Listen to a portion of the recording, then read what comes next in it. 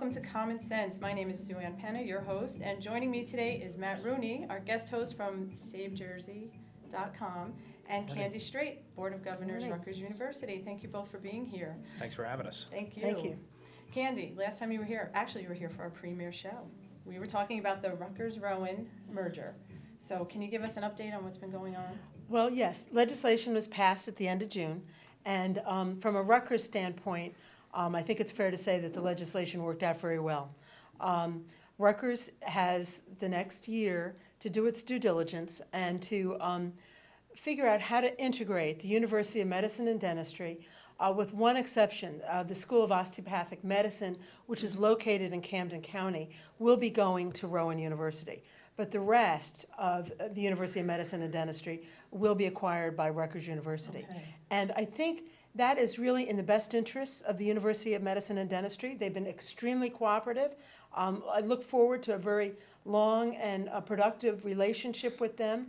And then the other part was Rowan University going to take over the Camden campus of Rutgers, and that is not going to happen. They will collaborate on new ventures, but they will not take it over, and I think that's in the best interest of South Jersey, too. I mean, one of the problems we had was that the Rutgers Law School, their deposits for this September were down 60%, and they really, that whole transaction put that law school at risk, and that's not a good outcome for South Jersey. And I thank the legislature. They passed a good bill. It seemed like one of the bones of contention there was that they would lose the Rutgers name, and it would be Rowan. So now they will be retaining the Rutgers name. Yeah, I mean, in Rutgers South Camden's Jersey? still part of Rutgers. And as I said, there will be a new joint venture Okay. of Rutgers and Rowan, Camden, to do new classes, looking primarily in medical sciences, and they will collaborate with the Cooper Hospital. But the Rutgers Camden identity will remain intact. Great.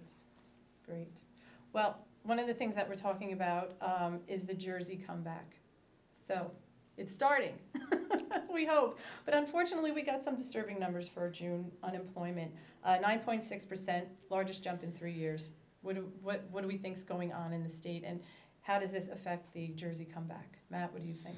Well, I think the Jersey comeback has been stunted because not everybody's on board with coming back. Undoubtedly, Governor Christie has tried to initiate some positive changes. And I think, the Jersey comeback is two parts. It's actually, a tangible change, some policy advancements, but it's also a state of mind. Before Chris Christie, some of these issues like spending, tax reform, they were never taken seriously. Now they are. So if you can't give the governor credit for anything else, you can definitely give him credit for that. Sure. But nothing's changed with the legislature. The composition's still roughly the same. We really, we being conservatives, had a horrible redistricting process, where now it's going to become nearly impossible for the next 10 years to take back the legislature. And they still have the exact same attitude towards tax policy that they had before Governor Christie got there. So yes, Governor Christie is doing things like the cap 2.0, to begin to try to force government to control its appetites for our tax dollars. But at the end of the day, until we have a more competitive tax climate, there's only so much he can do. Right. I mean, part of the argument that the governor was saying as to why the recovery slowed down is that because those who haven't been looking for work are now starting to look for work, and that there is some job growth. Do we see that happening? Yeah, there is. I mean, let me say two things. Number one, the New Jersey comeback began when the people voted in Chris Christie to be governor. I mean, they finally recognized that they needed a change. Now, I agree with Matt. We got a bad redistricting map, but it's up to the people to continue to say they want change. And I think people do. The question is, how do you motivate them? But you look at one of the things that's happening in New Jersey is going to happen in other states too. Chris came in and he's reducing the size of government. Now, that in itself finds more people looking for work, right? And they become unemployed. But the way New Jersey is going to thrive long term is to increase private employment. So we're going through a difficult restructuring phase. I mean, cities and towns are laying people off too. That impacts the statewide unemployment. But as Chris has noted, private employment has increased. and we got to continue on that track. There's going to be bumps along the road. And one reason why there's a bump along the road is that the economy, the U.S. economy is not in great shape. And we get impacted by that. I don't know if you noticed, but in the second quarter, the gross national product only grew at 1.5%. That is not a good number. I mean, it could be worse. It could be negative like we're seeing in Europe. But we have a lot of multinational companies in New Jersey. They're impacted by the recession that's in Europe today. So New Jersey, I mean, some of our strongest states are farm economies where they export because we have a great farm economy, but they're not impacted as much by the national economy and by the international economy. New Jersey is. And we need to continue. Chris is doing all the right things. We just need to continue.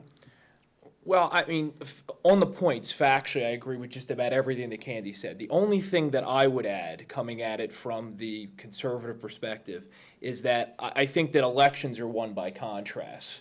You correctly said that at the end of the day, there's no check against bad government except for The people. educated voters. Right. At the same time, I do think that Republicans missed an opportunity with this last budget.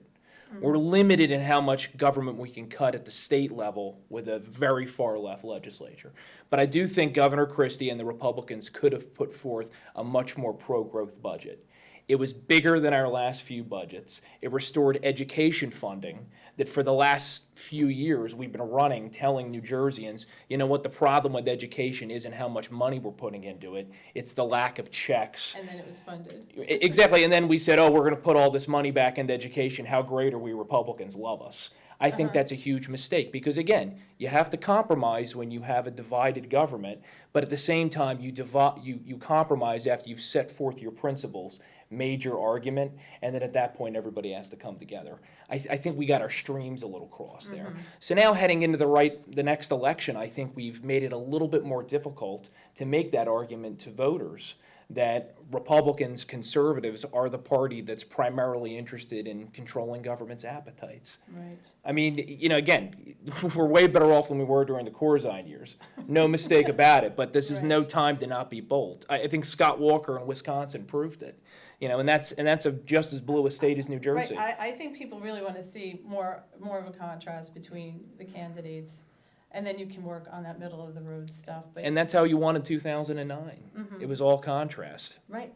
You see a clear difference in voting for Governor Christie. But you still have to get things done. Absolutely. I mean, you know, one of the things that bothers me about Congress, okay, is they're not doing anything. I think they should look at entitlement reform. I think that they're not making any hard decisions because we've got a far left and, you know, at times a far right, and nothing is getting done. Now, hopefully, we'll have some clarity out of this presidential election. All right, I'm supporting Mitt Romney. I assume you are too. So, I mean, maybe not. I don't know. Absolutely. Okay. So I supported him apologize. back in 2008. Oh, okay. I supported him back in 2008 when everybody said he was too far right. Right. Now half the people in my party say he's too far left. Right. I've been with him for a while. There you go. Well, Just to the side. Hopefully, we'll have some clarity out of the national Right. election. Hopefully, we'll have some clarity out of the Really, national. where the direction of the Country's going to go. Right, right. But you do have to get things done, and Congress has not gotten anything done. I mean, they can't pass, you know, what was that reform where they were going to try to cut back government spending, and they failed on that. They failed on everything. So, you know, the difficulty for Chris is that you've got to get things done. Now, one of the things he's tried to tackle in the last year, because to get to education, is education reforms, as a tenure reform, and you know he got half a loaf on tenure reform. But so it's tough. But I think, you know, he's been correct in understanding that you've got to get something done. Because if you get nothing done, you look like, and I, you know, Republicans and Democrats, I say shame on both of them in the House of Representatives